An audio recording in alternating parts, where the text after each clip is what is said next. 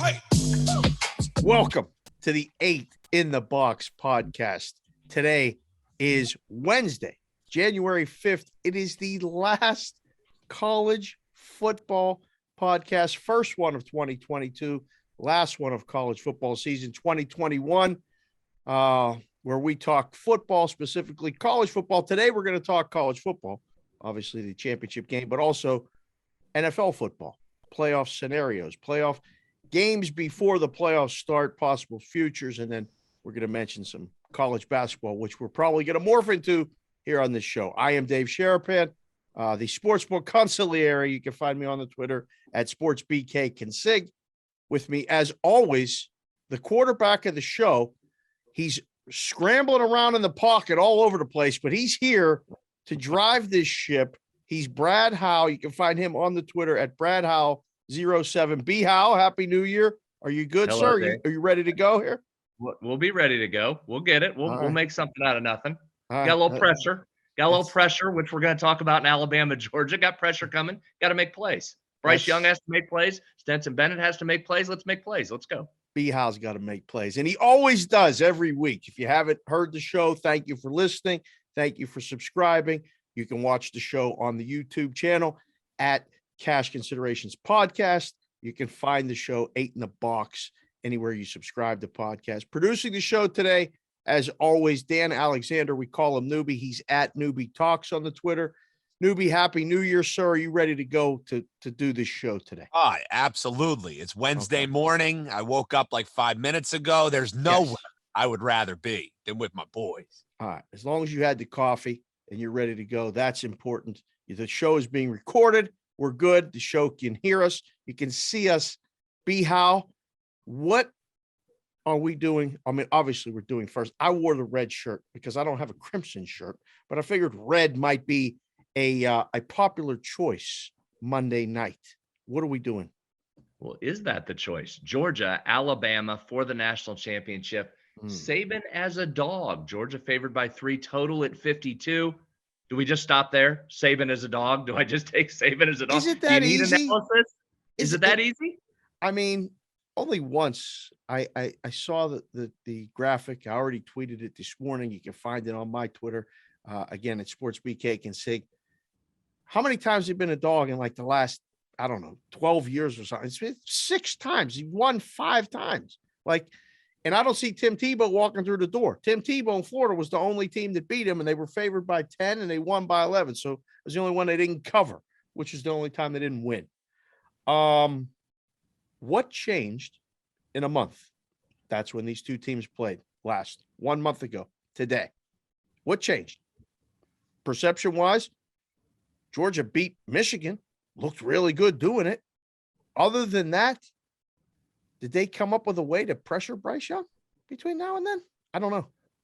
So there's the question, or maybe phrase it a different way. Bryce Young went for 421, 3 touchdowns in that first meeting. Won the Heisman that night.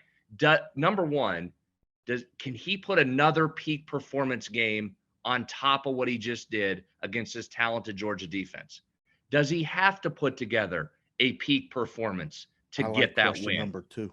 I like right. What if it's 280 yards passing? What if it's 310? Does it have to be 420? I mean, I think that's what you're trying to gauge here. The Georgia defense has looked absolutely transcendent. I mean, it hasn't just had a good season, transcendent in all games except this one against Alabama. How much of the same game do we get again? I think that's the hard part of the handicap. You had Georgia's attention the first round. You certainly have it this round. How much does that factor? They've seen it up close. Now you get to make adjustments, not based on tape, but based on actually being on the field. You tell me, you're the dog guy. It's Saban as a dog. That's a great spot. If you told me the play is Alabama +3, just take it and stop worrying about analysis, okay, I go along with it. But I also look at that Georgia defense, man, that front 7 is elite. And Alabama handled it the first time. Can they handle it twice in a month? So we got Saban as a dog last time, +6.5. It's got as high as 7.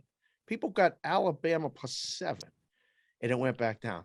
But a lot of people, a lot of the rhombuses, a lot of parallelograms, I mean, they laid 3.5, 4.5, 5.5, all the way up. A lot of people like Georgia that this was going to be the year. I'll ask you this because a lot of people probably thinking this, watching the show, thinking what they're going to do on Monday night.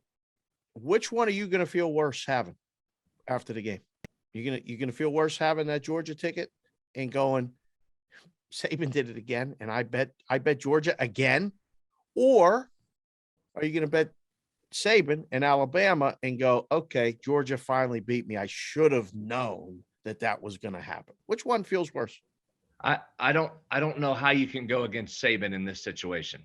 I mean, if we're talking about who's going to make adjustments, who's going to change their game plan from what they did last time, what do they have to be ready? I mean, that's Saban all day long. That's a coaching edge to Saban any way you slice it. Kirby still has not beaten them. Alabama has dominated this series. I mean, I don't know how you cannot take Alabama. And if Georgia gets its first national title since 1980, congratulations and tip your cap. But how do you not take Saban and Alabama as a dog when the numbers also tell you in rematches? I know everybody wants to say the cliche, hard to beat a team twice in the same year, or in basketball, hard to beat a team three. Well, it's actually not. I mean, the numbers tell you it's the other way.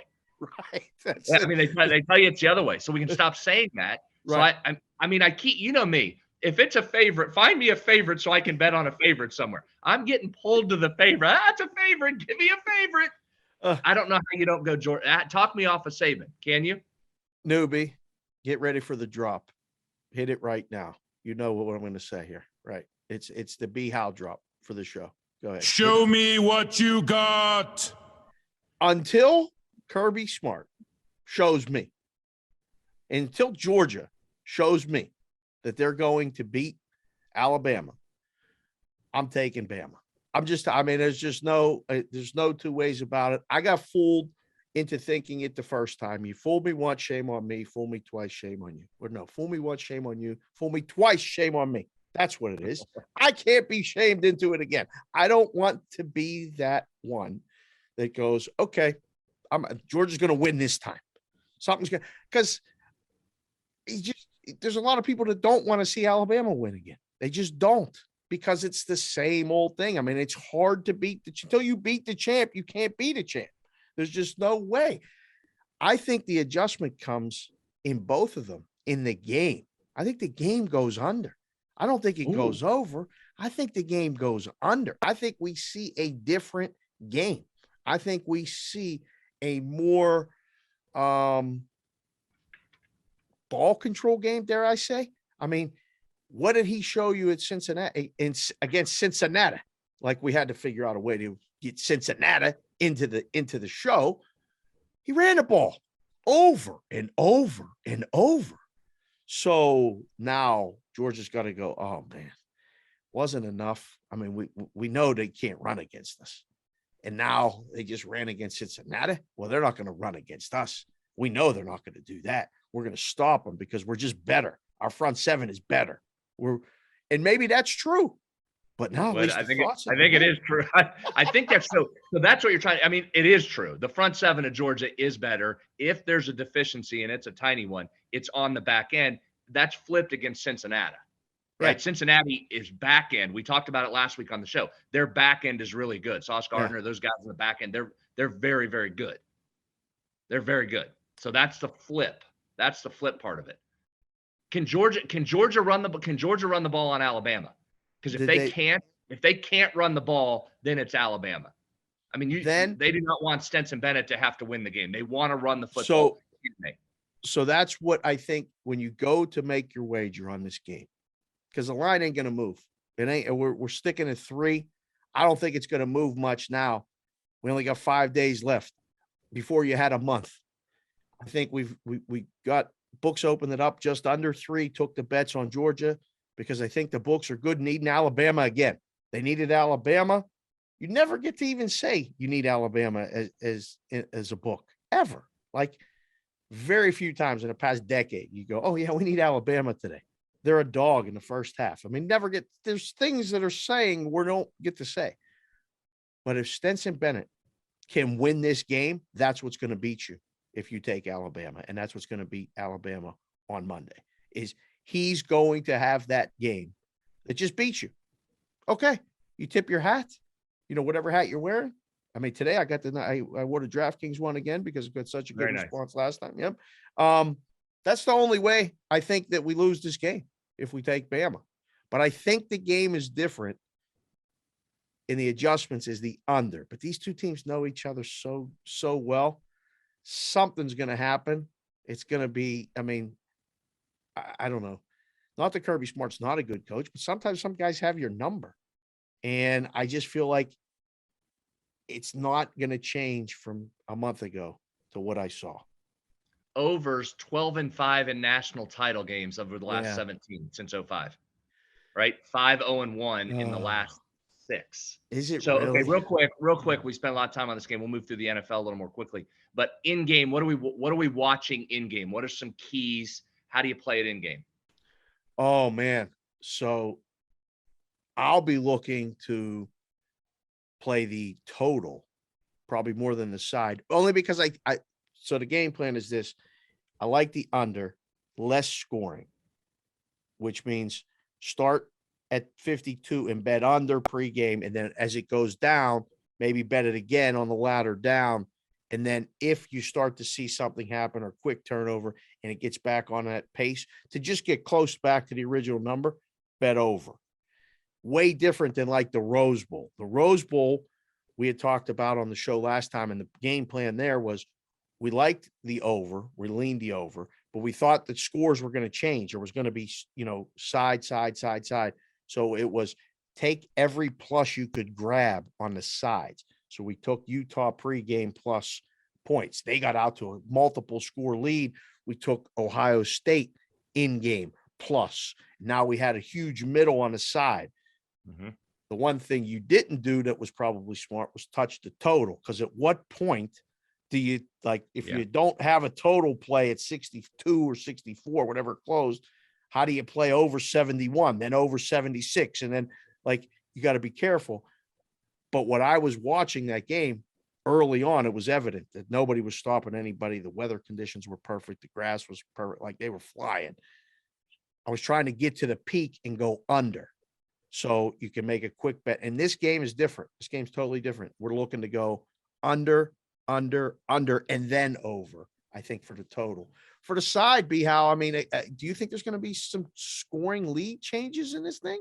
This feels, you mentioned that Utah, Ohio State. I liked that one on the sides, and you're right. I was focused on the sides on that and the money line rather than the total, just because you can't watch both there. I was trying to watch one. Right. I already had 6.5 at Utah, so you're right. You get that Ohio State team, that's a giant middle at plus 7.5, plus money on the money line. And you could see if you're watching that, Ohio State was having no trouble. Once it got going, it felt like they could score 1 billion. I mean, they were just wide open. So that felt like it made some sense in the swing.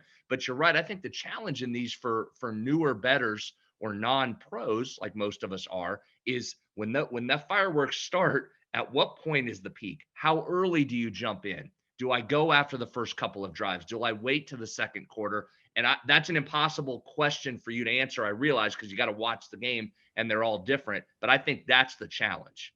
That's the challenge, to not get misled in one of the directions and then you're caught chasing. For sure. Noobs, what do you got? You give us, you got a question? So one of the big money makers for us and the listeners of the show was looking at Alabama in the first half all year long. And when you're looking around at this, you can shop around. You can even find getting a half point with Alabama. So if you're tied at half, you're cashing that ticket. Is that something you guys are interested in? Can Alabama come out firing, or is it going to be Georgia who maybe comes with the spark? Because I know that's been a play that we've loved all year long. What do you think, B-How? That's a great one. Real quick, I'm looking at DraftKings since you got the hat on there. Newbie's right. You get Alabama as a half a point dog.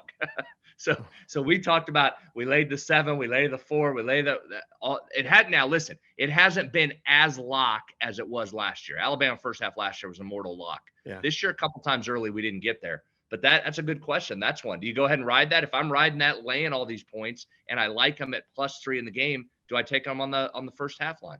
I think you do if you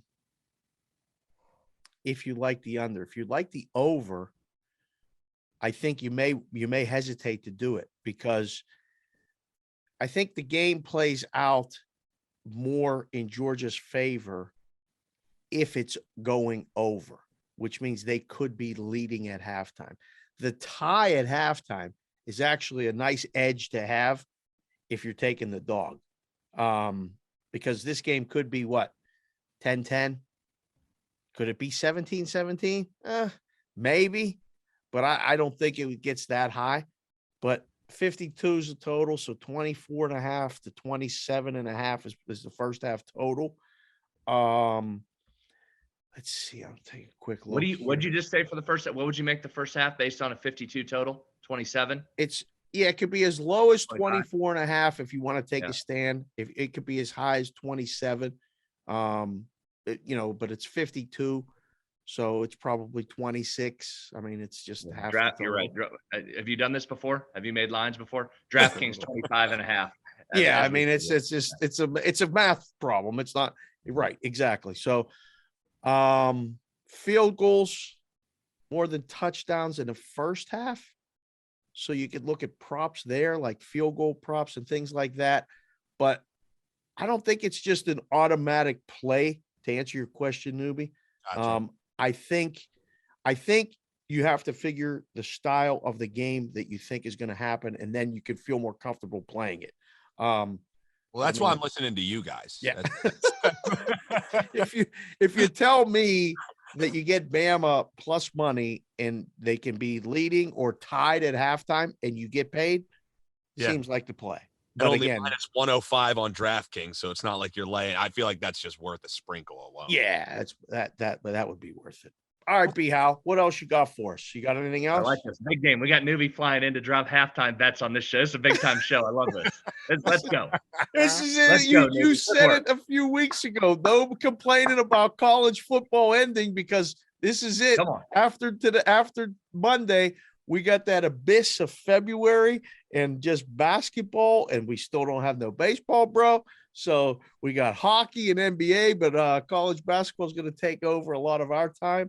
But yeah, this is it. So I get the first half bets in, get the first quarter bets in. I'm in. Prop bets in. There's all kind of things happening. A lot of in-game betting as well. I'm in. I like it. All right, let's do some NFL action here. We'll whip through these. Let's start with, you always say week 18, or it used to be week 17 in the NFL. Just tread really lightly, right? Boy. It's weird. Motivation, it's hard. Guys sitting out. It's even weirder this year. We've got COVID mixed in. So let's just dive right into the first game of tread lightly. This is probably the poster child for it this week. Dallas and newbies Philadelphia Eagles. Eagles +7. Eagles sitting guys out. So here's the question. I mean, you're not going to touch the line. I know you're going to tell me that. So do you look at it in a game like this? Can you find any value anywhere? Can you look at an under if the Eagles are going to have people out? Can you look at some prop unders you mentioned on the national championship? PFF had some good numbers reasoning for Devontae Smith unders in this one. I mean, is that where you go on these games if you want to have a little fun, a little action? Be careful on the sides, but start to look at some other angles. Last week of the season, the NFL, and again, hopefully you guys are listening to the show, and we know that the college football crowd is different than the NFL crowd, but there is crossover, and there's, it's football. So that's why we're talking about it. First thing I look at the last week of the season, and these games that may mean something, maybe not, contract incentive guys, maybe not. Playoff implications, playing for seedings, playing to get in, playing to stay out, whatever. There's so many things we can find reasons to make plays on in the book. And I've heard it all. I mean, you've heard so many things at the counter over the years. You can't believe it. First thing I look at last week of the season is the totals. Okay. Games go one of two ways. Nobody wants to get hurt. Business decisions are made and the game goes dead under, or contract incentives. The weather ain't too bad. It becomes almost like an exhibition game, preseason game, and the game flies over. Dallas, Philly, first thing I'm looking at is the total. We got this information. Again, it shows recording this morning on Wednesday. Yesterday, 12 guys in Philly get put in COVID protocol, may play, may not play, may out. Huge move came from Dallas -3.5, 4 to 7 on the road. I don't want anything to do with that side, but the totals what got me. And we recorded cash considerations, me, Newbie, and Carl, and Newbie brought it up. that this game goes under. Newbie, do you remember how many times? I mean, this game went under how many times? So it was just in recent history when it's late in the year, it's either playoffs on the line, not really meaningful game like how this is. It's been 2 straight. It was a 9-0 game and it was like a 17-9 game. So not a huge sample size, but when you're trying to find the situation and match it up, it's hard to find a sample size for that. B, how this is the first game on Saturday. 1, will you watch it at all? And 2, Yes. will you look to make wagers on it at all? That's a good question. I got to see where else we land. I wouldn't mind playing something because it's a Saturday night game or it's a Saturday game. We're watching it. Yeah. I'm with you. I immediately look to the under. Now, 42.5 is a low number, obviously. So let's look at some player props. Can I get in there? But under makes sense now because McCarthy says they're going to try and play, but are they? And how long? Right? You can't take what coaches say, lock, stock, and barrel. I was just going to ask you that. So, like, this week, we got a lot of sales jobs going on. I mean, we saw it last week with Joe Judge, what he said after the game. I mean, these guys are selling themselves. They're selling the fans. Like, there's one more game. You need people to come out, maybe. They ain't playing. Like, why in the world would Dallas really be playing? Like, he can't say that today or yesterday or whatever, but Dallas ain't going to be playing. I don't think. I mean, they got to be maybe play a series or 2 or just kind of say we're going to play and then go, you know what, we're resting. Like, because if Dak gets hurt, it's over. I mean, it's done. They can't win. They're trying to win the Super Bowl. And I think Philly being the young team and being the running team, I would look to take the points. I would only take Philly here and I would only take under. So dog and under. And again, it's a formula. It's a math problem. But that's what I would be looking at. All right, now let's test your love of dogs and maybe unders too. Yeah. Let's see how much you like the dogs. Tennessee and Houston. Tennessee plus 10.5. I already know what's going to happen. I know where we're going. We're going to talk about Tennessee in a minute when we get to some futures. I really like Tennessee here. But I know what you're going to do on the last week of the season when we're supposed to tread lightly. You're going to make me take a double-digit bad team dog against a team I really like. I'm going to have to go buy a Houston Texans hat after they win. So go ahead, serve it up. Serve up 10.5 on the Houston dog. Go ahead. You know it. I mean, you I didn't want to make it so obvious, but you're right. That's exactly what I'm going to do. Seen this so many times in the book, okay? The team that has to win, they got everything to play for. Tennessee's got the 1 seed. All they have to do is go down to Houston, just win the game. No problem. We got the bye. We got Henry practicing maybe this week. In Tennessee, the road to the Super Bowl doesn't go through Kansas City, doesn't go through Buffalo. Well, not Baltimore either. It goes through Nashville, Tennessee. What?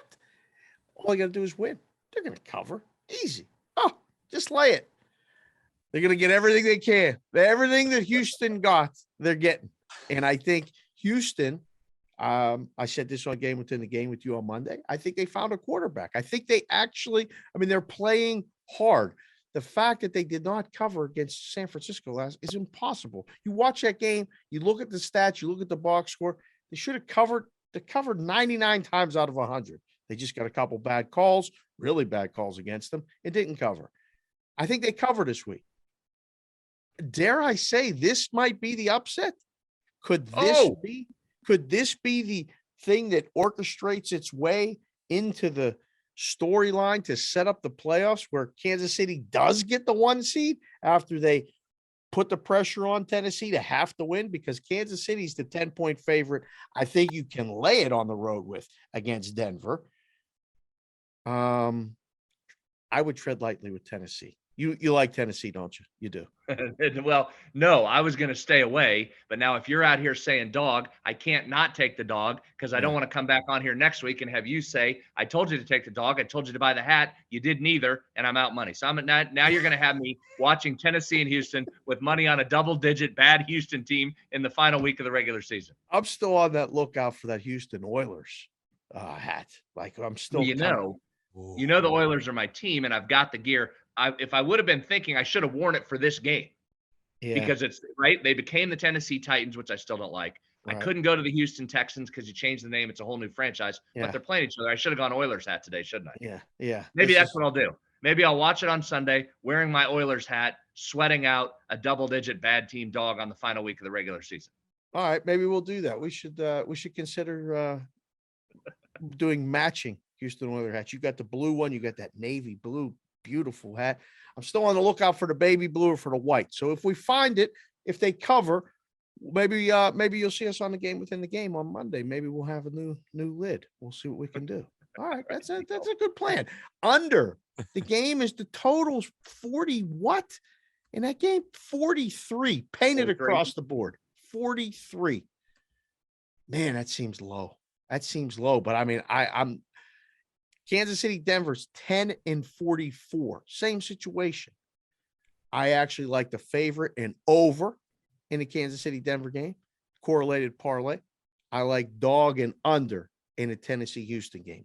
Almost same scenario, same spread, same everything, but two different teams, two different type games, two different type underdogs. Denver done. Houston still playing hard. Okay, there you go. All right, now let's go to a game. I actually am interested in this next one. Okay. San Francisco and the Rams. Rams favored by 4, total 44.5. San Francisco needs this win. Don't know who you have at quarterback. Do you get Lance? Do you get Jimmy G? And I just don't know what to make of the Rams. I want to like the Rams. I want to think they're a Super Bowl contender. They've won 5 in a row. Did I miss that? Do I feel like they've won 5 in a row? No. What makes sense of this one? It's San Francisco, right? I got to be on the Niners side here? Yes, right now.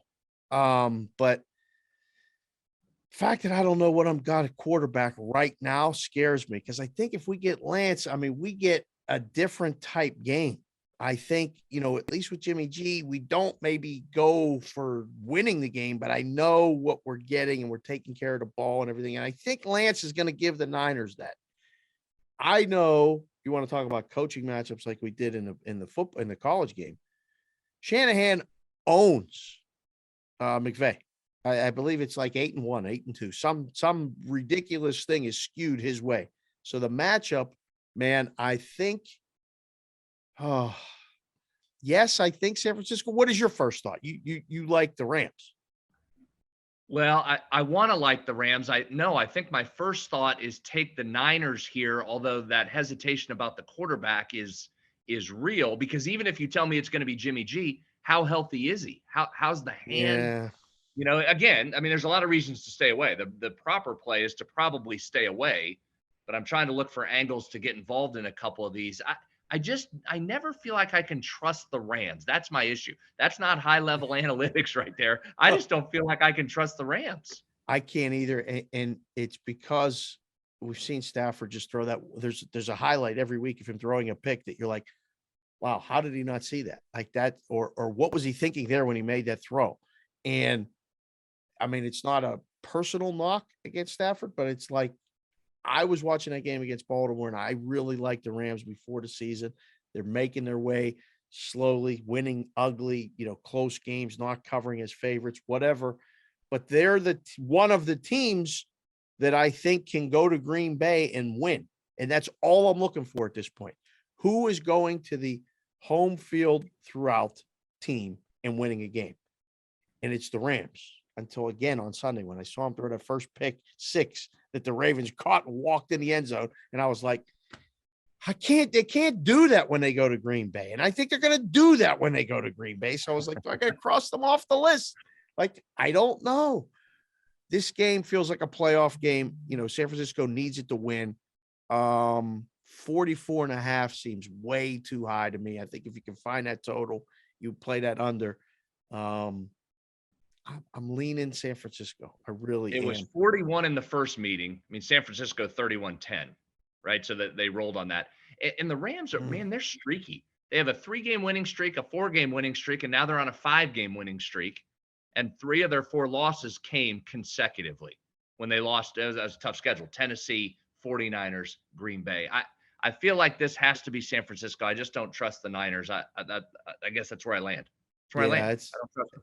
This is going to be a problem come playoffs when we start talking about NFC futures. Yeah. We get into playoffs. I mean, I'm going to go in. If you're on the Rams, everyone, what you just said, if I'm on Stafford headed to Green Bay, you're just holding your breath. There's not 2.5 picks coming, 3 picks coming.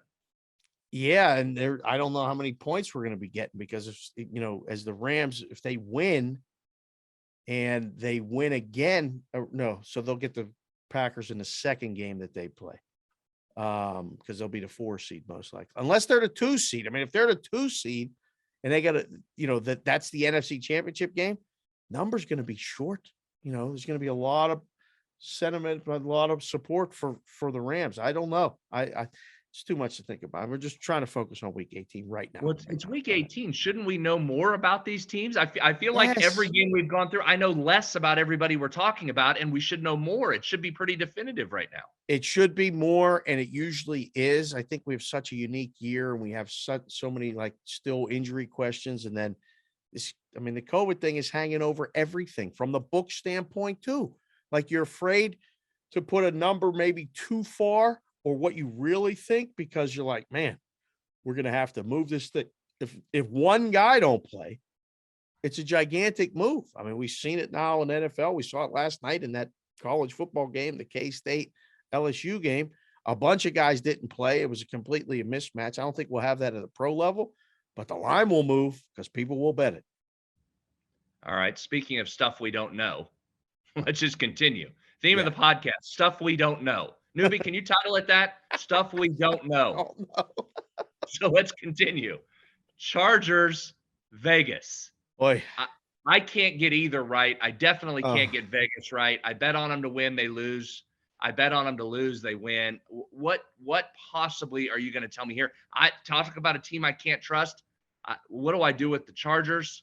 I mean, how do you play them? The Chargers got after Carr in the first meeting, right? Their defense got after Carr, and it was very good. But I mean, do you trust the Chargers? I mean, are we saying we like the Chargers defense now all of a sudden? They've been awful. Vegas somehow has won 3. I shouldn't say somehow. You know how. Vegas has won 3 in a row, but it's Nick Mullins, it's Drew Lock, and a good win over Indy. What do you do here? This has got to be Chargers, right? The Vegas is done.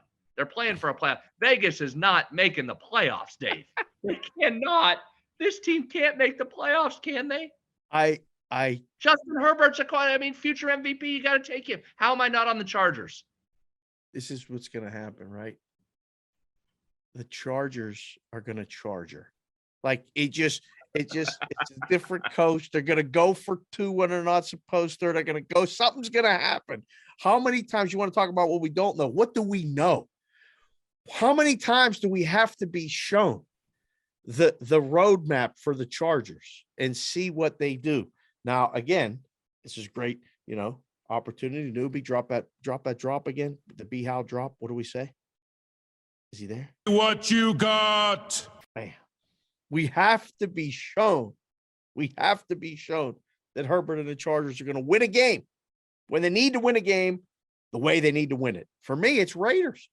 I think the line's I'm telling you, for me, I'm taking the points. It's a field goal game, is it not? Or it's a 2-point conversion game. That's what it's going to be. This is the theme of the season for the Chargers. They're going to have to go for 2 to win or to cover. It's inevitable that that's going to happen. And again, it's not some deep analytical analysis. It's just watch the games. It's the Chargers and the Raiders are very, very close. I'm surprised that the line has got to 3 this early in the week. I thought, if I'm in the room. So what's that tell us? To explain that then. Break that down. What's that telling us? Well, because 3 is such a key number, is the key number in the NFL. From the book standpoint, you try to not get there this early in the week. But if you open there and you're getting 2-way action, you just need to sit there. You don't need to do anything. And that's what's happening right now. I think you're getting a little 2-way action. Now, the books that ticked it down to 2.5 got the signal from the bad guys. It needs to be 3. Boom, limit bet. Now, the limits are lower on the NFL games Monday, Tuesday, Wednesday, Thursday. Sometimes they open them Thursday, and then they open them up to the full limits on Friday, Saturday, Sunday. Meaning, if you take 50,000 a game on the NFL on the sides, you only take 5,000 Monday, Tuesday, Wednesday, Thursday. So the early line moves are the limit guys that they can get what they can get on numbers that won't exist on the weekend. Okay. So anyone that could have bet this game under 3 did. And now it's painted 3 across wherever you're at in the country, in the world, listening to the show, watching the show. The line is 3. There's no one that's varied right now, because whatever you vary from the world market price, you're going to get bet. If you're 3.5, they're going to bet you the Raiders. If you're 2.5, they're going to bet you the Chargers. I'm surprised it's only Wednesday. It's Wednesday morning. It's already here. So that's what surprised me.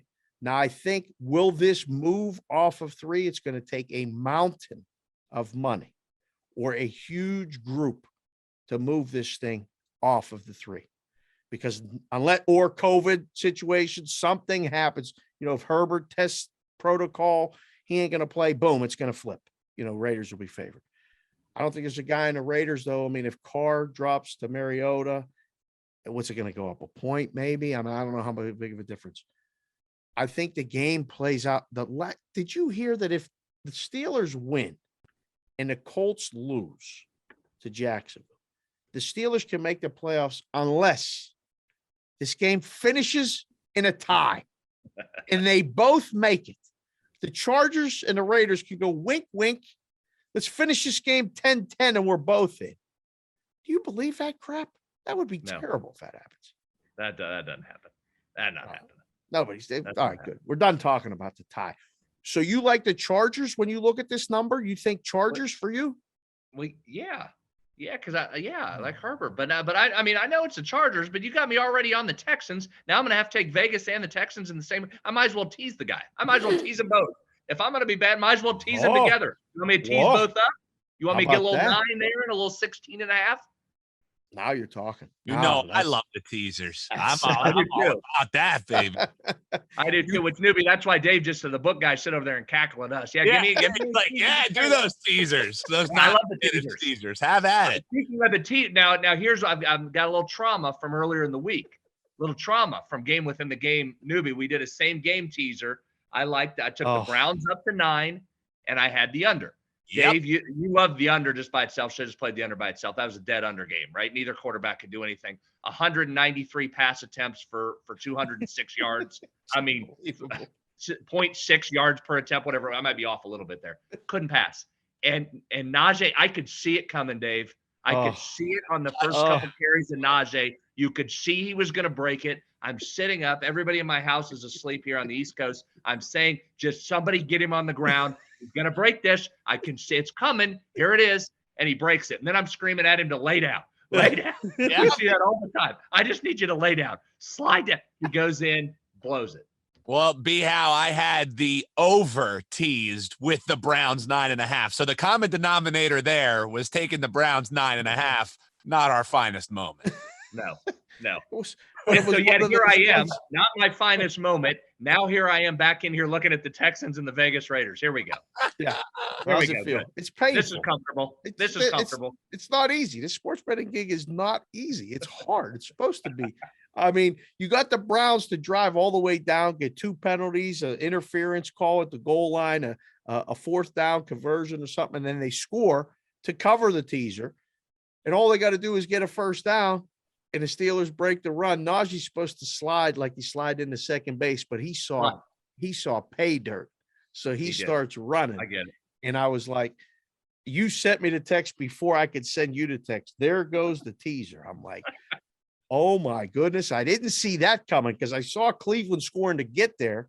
And I was like, all right, now he's just going to get a 1st down and it's done. And he's going to do victory formation. I want to thank Baker Mayfield and the Cleveland Browns for getting the ball back to the Steelers down so Ben could do the walk-off. It's a cool moment for him to get that victory formation thing.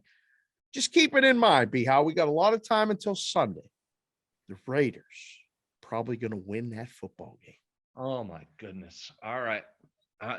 This hurts. Oh, this hurts this week. This is not what I'm just on every dog. Okay, here we go. Theme. Newbie, stuff we don't know is one title, or Dave takes every dog we talk about. So go ahead. You got Pittsburgh at night as your backdrop. Yes. Go ahead, because I am not taking the Steelers plus 4.5 against the Ravens. I'm not doing it. I think Ben thought that was the last game. Yeah. Are they even going to show up? Are they ready to play? I know we talk situations more in college than we do pro. This is a rough situation for the Steelers that had the coronation on Monday. Short week against the Ravens. Ben's done. Can't throw it. Thinks the career's over. We got to take Baltimore here. Can I take one favorite this week? Can you give me one favorite here? This would be the one that I would lean towards because of everything that went on in Pittsburgh on Monday night, and everybody saw it. And it's like, geez, this might be the public dog sentiment one. But all these years, Ben's been a quarterback. I've been in a book working. This line is 3, no matter what. Anytime it's more than 3, I go, wait a second. What are we talking about here? How can this is a field goal game every game. It's one team's favored. Very rarely is the road team favored. What's the line? Steelers, Ravens, Dave. What's the line? 3. Well, do you know who's playing? Nope. Does it matter? Nope. It doesn't matter. Lamar ain't coming back. I don't think Lamar's coming back now. There's people that think Lamar's coming back and betting this thing like Lamar's going to play. But I don't know how healthy he is. And if I was Baltimore, I'd be like, man, we got a 4% chance of making the playoffs. Not only do we got to win this game, we got to have the entire AFC lose. Indy got to lose to Jacksonville. Tennessee got to lose to Houston. I think Buffalo or somebody got to lose. The Raiders got to beat the Chargers. Everything has to happen. 4% chance. I wouldn't play Lamar, but that doesn't mean they can't win. I mean, Huntley's played pretty good. I'm not worried about that. But I'm taking the dog. This is week 18. I'm taking the Steelers. I mean, it is nighttime in Pittsburgh behind me. And I think the game is close because of the defense of the Steelers. Did you see? They were in the backfield every play, it felt like, against Cleveland. TJ Watt's playing for Defensive Player of the Year. He's going to set the sack record forever. The Steelers are playing to just force, Indianapolis to have to win. The games are going to be going on at the same time. The thing that goes on, and I've been on the field. I was on the field once in San Diego when the Steelers were playing the Chargers, and they needed help. The Steelers needed help. The Chargers were done. It was Ryan Leaf's rookie year. It was incredible. Bizarre situation on that sideline. But I was on a field, and they were all watching the game. They were watching the score on the scoreboard. Every guy on the bench. I was right behind the bench, and you could hear it late in the third quarter. They were like, "Oh, man, but the hell with it. They're done." They knew they were done, and the game kind of changed. Everything just like, we got to get home. We got to get ready for the postseason meetings or whatever, and we're out of here. The whole attitude changed. That could happen in this game. If that happens, Baltimore has a better chance of covering. Oh, by the way, the line's moved to 5. Right? 5.5 in some places. Wow. Yeah. It's steaming up. I mean, this is what happens. The Steeler defense has been great. Watt has been great. Now, granted, in the last game, Baker Mayfield's playing with one arm, and Nick Chubb didn't play. So that factor too. Still don't understand what they're doing there with Cleveland with Nick Chubb. I mean, the guy's obviously one of the best backs in the league. They're 5-1 when he gets over 17 carries, and they just purposely don't give him 17 carries, so they lose a game. I mean, they were eliminated before. We saw a huge line movement in that game. That game opened pick 1 or so, like Cleveland. It went all the way up to Cleveland -3.5, came all the way back to Pittsburgh -3, and then the day of the game, the hour before the game kicked off, it went back to Cleveland -1. So don't be fooled by the line movements. You have no idea. I used to say this in the room. I'm the only person in this room, me and maybe another guy or two, if he was paying attention, knows why this line moves. But I don't know why the line moved at the Westgate. I don't know why the line moved at DraftKings. I don't know why the line moved at Circa. So I don't want to assume that something's happening or this is public money or sharp money, rhombus money, parallelogram money. I don't know why the line moved. Don't get caught up in the line moves. Make your plays, move on. All right. That's good. Fine. You're just taking every dog. Just taking every dog. He wants some chalk, Dave. What the hell, man? Come on. We got chalk. We got chalk coming. We got. Okay, well, fine. All right, fine. I'm just giving in. Let's go. All right. Well, you want plus money? You want dogs? Here we go. Let's go. All right, here we go. We're done with games. I'm done with games. I'm not taking any more dogs. Here's the show recommendation. If there's a dog in week 18, just take it. Dave says just take the dog in week 18. Except Kansas City. All right, there's Kansas the one City's going to destroy that. All right, otherwise fine. Yeah. Goodness gracious. All right, now let's have some fun. All right. Here we go. Let's do a little future. Cincinnati too, by the way. Cincinnati. No. The Bengals. The Bungles. The Bangles. Newbie says Bangles. He says it wrong every time on the show on Cash Considerations every week. But the Bengals are now 2.5 3-point favorites. You need a favorite, B-How? Bet Joe Burrow in the Cincinnati Bengals. Cincinnati. By the way, real quick side note, Burrow with one of my favorite quotes ever from a quarterback in a press conference, because he said what we all know. And he said, I mean, Burrow's a potential future MVP. Dude can play, right? Oh. And he's throwing to a guy, if he keeps going, you're talking about a Hall of Famer in Jamar Chase. Did you see his press conference the other day? Did you see what Burrow said? He said, sometimes there's that meme out there that people put out there. He goes, sometimes it's true. Sometimes I just say, you know what? F it. Jamar's down there somewhere. Just throws it up. That's all. Throws it up. He said it, which is great. Glad to say it. Thanks, Joe. That. All right, here we go. Tell me where to go on futures. Let's start AFC. I hinted at this earlier. Tell me, I'm going to phrase it a different way. And just instead of just who do you like, tell me why I'm not on Tennessee. We talked about this earlier in the week on Game Within the Game. It was plus 500 earlier this week on Monday. As we record midweek, down to plus 450 on Tennessee. They're going to be the 1 seed. Is that the play for AFC futures? Is that the best value? Number plus realistic chance. How do I play AFC futures? So right now, what I would do in the book is the problem is it's different in the NFC. We know who the 1 seed is. So I think if you like Tennessee, you should probably play them now to win the AFC. Because if they get the 1 seed, which they should, but until we know, the price is going to come down. There's going to be an adjustment. They're not going to be better than Kansas City. And I mean, truthfully, I was texting some guys yesterday, some other odds makers and stuff. We were having a debate on what the line would be in the first playoff game. If all the seeds hold, it's Buffalo, the 4 seed, going to Tennessee. Is Buffalo going to be favored in Tennessee? I don't think so, but there's people that told me it would be Pick or Buffalo -1. And I was like, they're going to the 1 seed and they're going to be favored? Come on, it can't be. So it was a good debate, but the number's going to come down. As soon as Tennessee closes out Houston, probably by 3 or by 7. They're not covering the 10. Don't worry about it. The number's going to come down. But I'm looking right now, at a book, and it's got Kansas City's plus 210, Buffalo's plus 350, Tennessee's plus 450. Okay. I think it's one of those 3 teams. I do, to win the AFC. Now, they're going to have to play each other the first game. They can't, that combination can't be Tennessee. All 3 obviously can't get there because there are only 2 teams in the game. That's silly to even say. But who you think's going to win the Tennessee-Buffalo game, I think that's who you pick, right, to beat Kansas City. Or it's Kansas City. Kansas City can go on a road and win a game, I think. Don't you? I mean, Kansas City can go on a road and win anywhere. They didn't go to Cincinnati and win. But I think those are the 3 teams. Are you looking like Burrow's great and everything? Is that a team you would consider at this point? Because those odds are good. I mean. But no, I think it's 10. I think the play, I think my play would be if you're giving me plus 450, or if you could have got 500 earlier this week for a team that could end up as the number 1 seed. Yeah. Give me that. Because and I think you phrased this to me earlier when we talked, because basically they just win 1 game. If they beat that Buffalo, now they're playing Kansas City. All right, now I got an opportunity to go back in on Kansas City for that game, and I'm covered either way. Correct. Yes. Right.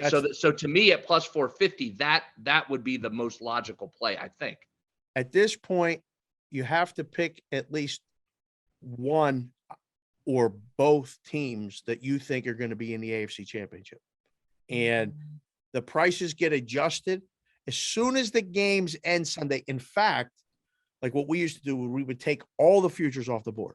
all the AFC, NFC futures, and all of the Super Bowl futures off the board as soon as the game's kicked Sunday, because anything can happen. If Carson Wentz gets hurt in Indy, sorry, newbie, I didn't mean to just single him out, but that was the first name that came to my head. I know, newbie's got a soft spot for Carson Wentz, but if he gets hurt, that affects the futures for everybody, not just the Indy futures.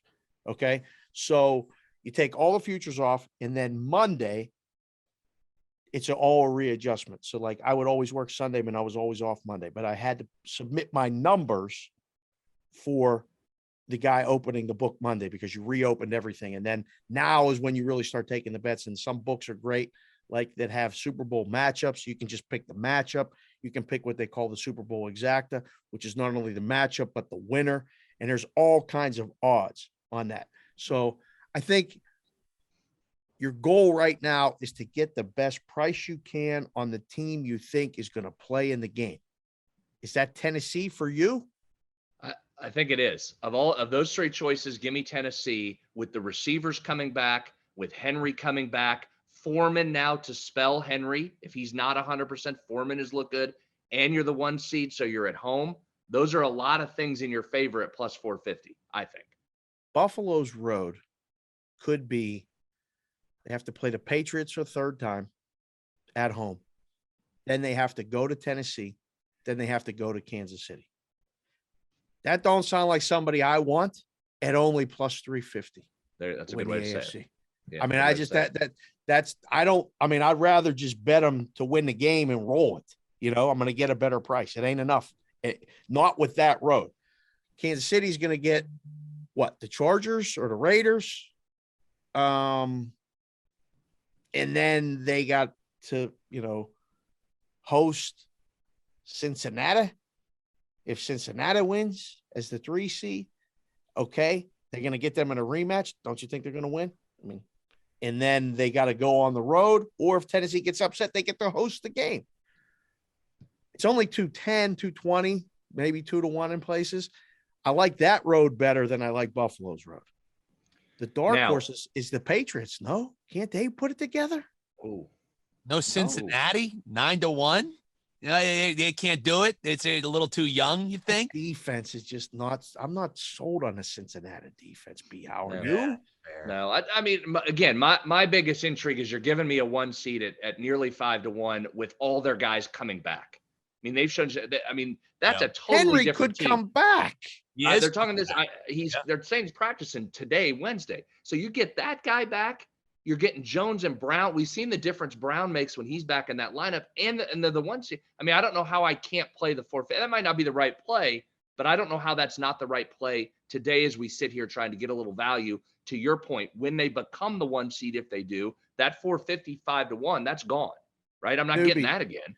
If Derrick Henry comes back, does that have an impact on like you looking at this and going, oh, I should bet them? I think B. Howe already laid it out, and think about what they did this season without Derrick Henry. So I think obviously it's going to move the needle to get me more interested in backing them. I wish I hit them when they were a little bit more dead in the season, but as we're talking about it now, I think if you're talking from a sheer value standpoint at who legit could be there, and you're not just throwing darts, trying to get this crazy plus money on one of these teams, right, at almost 5-1 for the Tennessee Titans, the way that they're playing, the chip they have on their shoulder, I think that's probably the best value and likely return you're going to get on that investment. Right. And Dave, as you say, if I'm trying to set up a play, I'm not necessarily, I'd love it if they go ahead and win it and you pay me out on the 450, but I'm also just trying to get into the AFC title game and then hedge myself at that point. That's really what I'm looking at. Right. Yeah.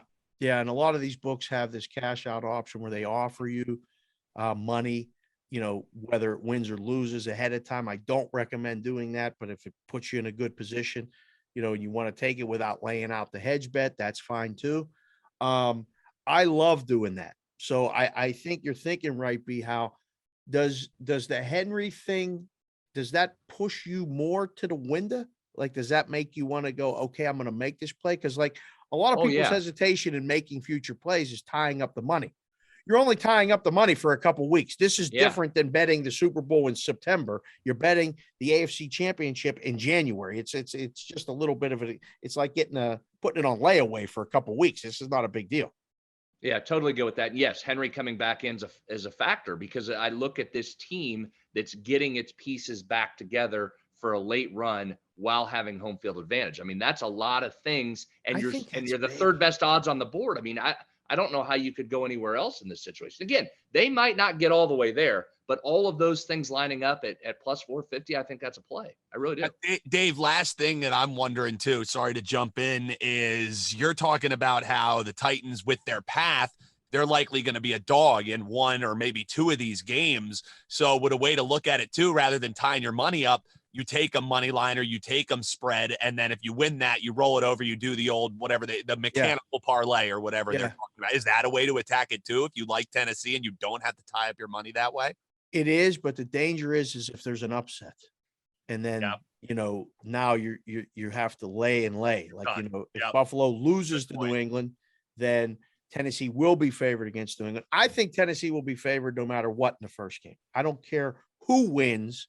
I think Tennessee's favored. But again, this is where you get into the debate in the room, and what do you put the line as, and what are you taking the bets on? I keep telling people, I've been talking about it for 2 days. I've had a debate yesterday with somebody back and forth in a text, and I'm like, I don't see what you're seeing where Buffalo's going to be favored. If Henry is coming back, people are going to bet Tennessee. I'm going to make them favored. And they're like, nah, they're going to bet Buffalo because Buffalo's going to win and blah, blah, blah, blah, blah. And this does happen. Public people and everything, they fall in love with the game before with the team with the bye. There used to be 2 teams with a bye, and they always didn't get all the bets at the beginning, and then they always usually won. The higher seeds win. All this talk about Cinderella, and very rare is the bottom seed go all the way and win 3 games in a row. It has happened. Steelers have done it. The Giants have done it. Teams have done it. But I think the Tennessee will be favored. So it's not a bad bet. I don't think it's a bad bet at all. I just think that them having home field is a bigger deal than people are making it. I think they're live. Yeah. Okay. I'm on it. All right. NFC. Yep. Now, see, to me in the NFC, nothing jumps like that one jumped, because what we just talked about. So Rams 4-1, don't trust them. Bucks, I don't know what's going on in Tampa. Man. Never mind the Antonio Brown situation. One of your playmakers potentially out, but they don't seem right. Packers seem like the obvious choice at 175. I don't necessarily think I'm going to play that. NFC, nothing jumps to me. The only thing that jumps to me is who's going to go to Green Bay and win? I don't think anybody right now. I think Green Bay is the team to go. All right. Is that enough to get plus 170? Plus 170? You kidding me? I don't think that's nearly enough. They got to win 2 games. It's a 2-game parlay plus 170. Anything can happen. I wouldn't touch that. So you look at the rest. Before, I thought it was the Rams. A little bit hesitant on the Rams. I think now you get the best price you possibly get on Tampa. Okay. Now, and just think about this. They're going to probably be the 3 seed, it looks like. I mean, they're going to win this week. They got who they got this week? Tampa is at home against Carolina, 8-point favorite. That's a little light. All right. I don't think they're losing. I don't know what's going on there either. But you get Tom Brady plus $4, 4-1 to win the NFC. You got to beat the champ to beat a champ. Green Bay and Tampa last year was the NFC Championship. Green Bay was a small favorite. Tampa won. Can the same thing happen again? They got to win 2 games to get there. Yes. But Tampa could be that team. They're going to be favored in both games. Okay. Unless, if they go to LA, if LA is the 2 seed, the Rams will be favored. So that's not true then. They won't be. They'll be a dog, small dog, second week. Maybe Tampa would be the only one. If you want to take a shot, can San Francisco string it together with Jimmy G? Can they win 2 games? All we got to do is win 2 to get there. I don't love it. No, they got to go on a road. Can't do it. Dallas. I don't love it. Dallas. Dallas. I mean, their first game. That defense has playmakers. If that offense is clicking, I know that's a big if. They've got weapons there. I mean, Dallas. I would almost be more likely to take 550 on Dallas than I would Tampa. And go ahead and then try, and if they get to that game at Lambeau, then we talk and we hedge and we look at a little Green Bay there. But that to me, if I was doing NFC, I might try a little Dallas. See, the unique thing about the playoffs now, with the 1 seed being the only bye, is that the 4-5 game is probably the most competitive game. Dallas is the 4 seed right now. They're going to play Arizona round 3. It looks like right now. Arizona just went there and won. The line steamed to 6.5 by kickoff, and Arizona won. It ain't going to happen again. That number is going to be adjusted. It's going to be a little bit lower. So you get them favored there, and then they have to go to Green Bay. I think that line will be a little bit light when they go to Green Bay. I think there'll be a lot of public sentiment. I think there'll be a lot of, if they go and dominate the Cardinals and win that game, you might have a decent ticket at plus 550 at that point, because now they're going to be dogs, but they'll be less than the 550. You can play Green Bay on the money line. You can do all kind of things there. And it's interesting. It's an interesting discussion. These next couple of weeks are awesome in the book because there's a lot of speculation. There's a lot of moving numbers. There's a lot of people coming in. These couple of weeks, this is when people, now they know the tournament or tournament. How do you say it? Do you say tournament or tournament? I'm turn. Tournament. Turn. Yeah. I don't understand it. It was always tournament. I mean, it's TOUR, tour. That's how you say it. I think you're right, but my Midwest upbringing was always turn. Always tournament. Always. I mean, but you get into tournament and you know the matchups. Now you got people showing up with 5, 10, 20, 50,000 to bet on the NFL futures. It was always so much fun because it was like, wow, all right, we've taken bets for a year. Now, how do we manage this money to maximize the win? And a big secret, at least in Vegas for years, is that most of the time you go into the Super Bowl, no matter who wins the Super Bowl, you're winning $500,000. Sometimes it's 7 figures, depending on how you manage it. So don't let anybody tell you that they're booking a Super Bowl and losing, because if they're booking a Super Bowl and losing, they ain't been paying attention all along. So it's fun. It's a fun week. I don't know. I think we'll be able to follow us on Twitter and stuff. Like, we'll be able to trade back and forth with the Super Bowl exacta matchups and things like that. I'm not holding you to it, B. Howe, but what do you think is going to be, if I had to ask you today, January 5th, before week 18, what's your Super Bowl matchup? Oh my gosh, don't ask me that now. Don't ask me that now. No, I don't know. I'm trying to get you to give me conference winners. Then we'll move on from there. All right. Fine. I already played Tennessee, by the way. Did you? What'd you get? 5-1? No, because I didn't do it when we first talked about it. So I had to take 450. 450. Okay. Which means it'll cash because I didn't get the best price. So it'll cash. Don't worry about that. Should have taken it when we said it. Didn't. I don't even want you watching the game on Sunday. I don't want you watching the Tennessee game on Sunday.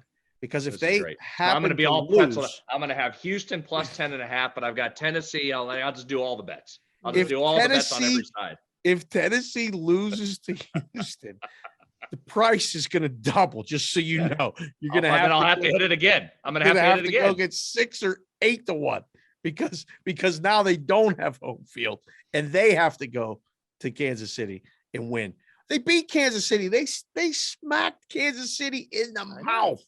I know. So that's not even the one we got to worry about. I think we got to worry about that Buffalo game a little bit. I'm on it. I'm going to break out my Houston Oiler gear. I wish the Titans would wear the throwback gear in the playoffs. I wish they do that. Then I'd really be in. Did you see what they wore on Sunday though? that baby blue with the light blue on top and the dark blue. I like it. Yeah, I like it. Nice. It was sharp. Now just go all the way. Just put the logo back to the Oilers stuff. Let's go. Can we do that? All right. No, I don't know. All right. You got anything else for the people? Yeah. One last thing, because we're going to be trending into some basketball soon. Just college basketball to talk about.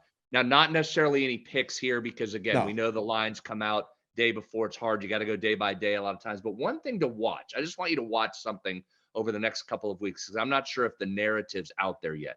Take the Big 12, which I watch daily and nightly here. Yes. Based in West Virginia. There's some serious defense being played in this league. So watch the defense and the totals and the unders. I don't know if they're going to be adjusted enough early here. You've got some teams that are really going to guard.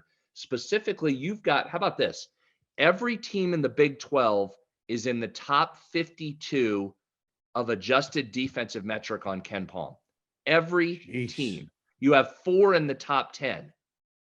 4 of those teams in the top 10. Baylor, Iowa State, which has been the surprise of college basketball with all their transfers. Texas, not a surprise because Chris Beard went from Texas Tech to Texas. That's what he does, is grind and guard. Texas Tech, though, has kept up that defensive level. They're also in the top 10. So it's not like you lost a defensive coach and brought someone else in and Texas Tech changed its profile. It's doing what it does. And I didn't even get to a West Virginia that can guard. I mean, there are teams guarding in this league. Here's one other thing to watch, speaking of West Virginia, as we get into this weekend. They are scheduled to play Kansas State at home in Morgantown, West Virginia, much better at home. Friday night, couple storylines. Saturday afternoon. Okay. Kansas State on Tuesday night had 7 scholarship players out due to COVID. Oh, they got housed, didn't they? They got housed. Yeah. Yes.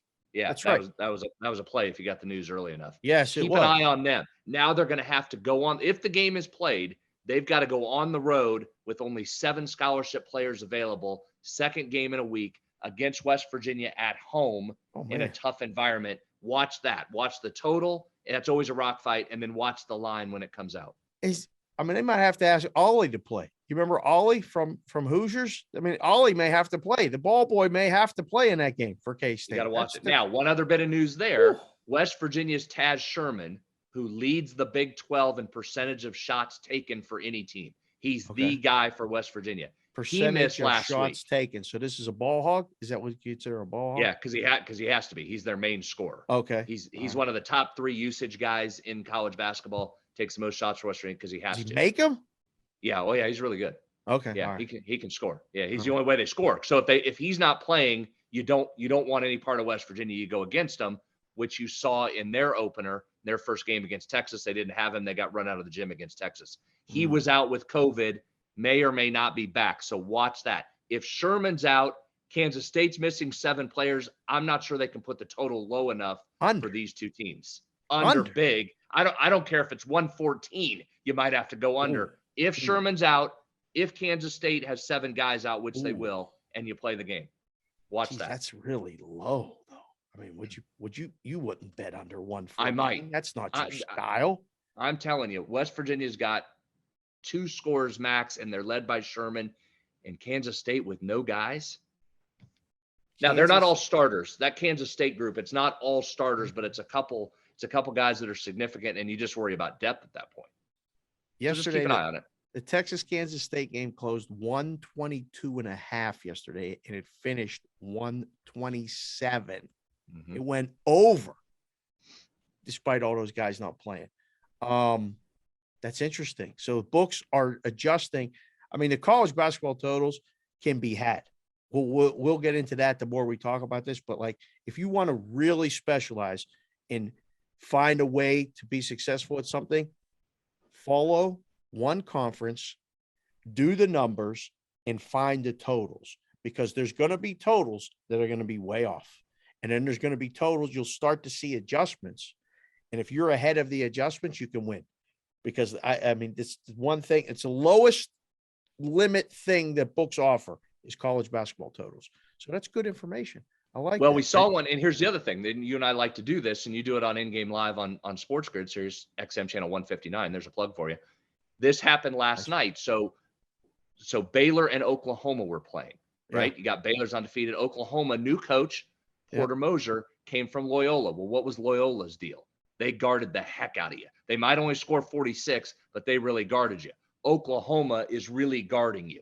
So I'm watching that game. Both teams are blistering hot, both in the 70% from the field range midway through the first half, early. Okay. Line closed at 139. Live line got to 161.5.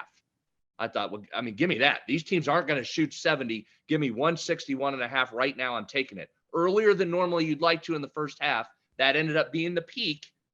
It was close. It got really sweaty late. 158. But the under, it came in. But that's what you look for. I'm watching that going, there is no way these teams are going to shoot 70% each with the defense that's being played on both ends. And what do you always tell them? You're trying to get the peak. I know you can't always do it. 161.5 to me with that gap from where it closed.